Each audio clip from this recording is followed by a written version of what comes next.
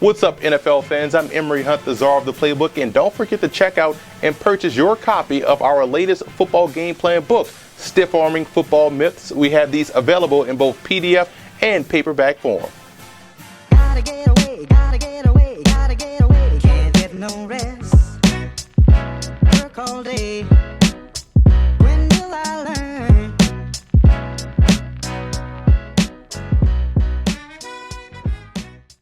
Welcome to FootballGamePlan.com, where football makes sense. I'm Emery Hunt, the czar of the playbook.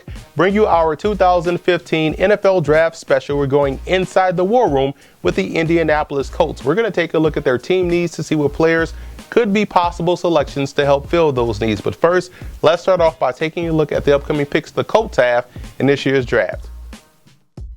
First, let's take a look at the mock draft rules. Number one, these picks are based off what I would do as the GM of the football team and what I believe the team needs are. And second, these rankings are my own personal rankings, which you can find on our website at footballgameplan.com/NFL draft. And this is not indicative of where I think these guys will actually go in April's draft.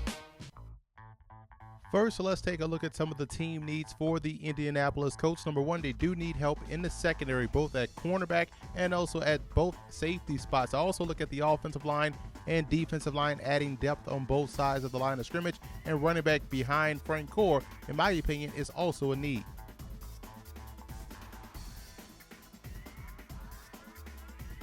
In the first round, I addressed the strong safety position with Abraham Campbell. He graded out as a first-round prospect, in my opinion. He has the ball skills. He has the tackling ability, both in the hole and also in space. And I think he would do a great job on the back end for Indianapolis.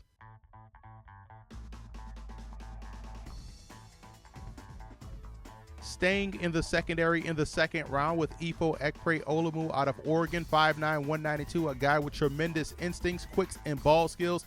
Everything that you look for in the cornerback. And remember, size is not a skill. This guy definitely brings it each and every Saturday and has big-time game.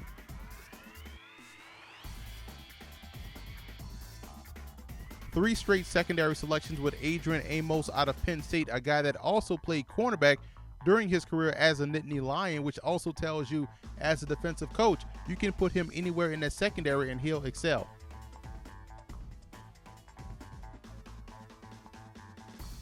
Staying on the defensive side of the football, the way this mock draft fell for the Colts, Preston Smith out of Mississippi State was still on the board, and it makes a lot of sense to grab him and have him rotating up front along that defensive line.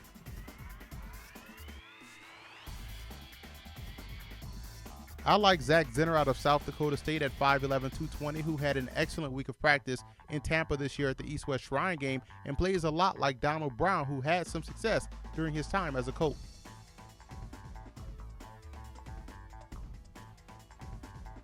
Jeremiah Putasi out of Utah at 6'5", 335 would add much-needed aggressiveness and attitude up front for the Colts and can play either tackle spot.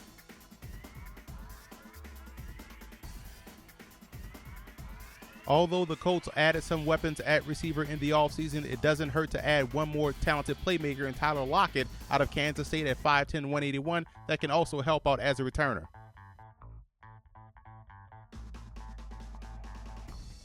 Big fan of Quandre Diggs out of Texas, 5'9", 196, brings tremendous ability from the slot corner position, a guy that can come off the edge, blitzing, and also does a great job versus the run. Going back to the offensive line, I addressed the interior offensive line depth with Clayton Truitt out of Charleston Southern at 6'4", 295. I think he can excel at either guard spot. Recapping my 2015 Indianapolis Colts mock draft, as you can see, this was a defensive-focused draft. I want to get guys that can help this football team out day one. And when you look at the secondary with Campbell, Ekpre-Olumu, and also Amos, I think I was able to accomplish that. And I also want to give a huge shout out to Colt fan forums for always showing football game plan support.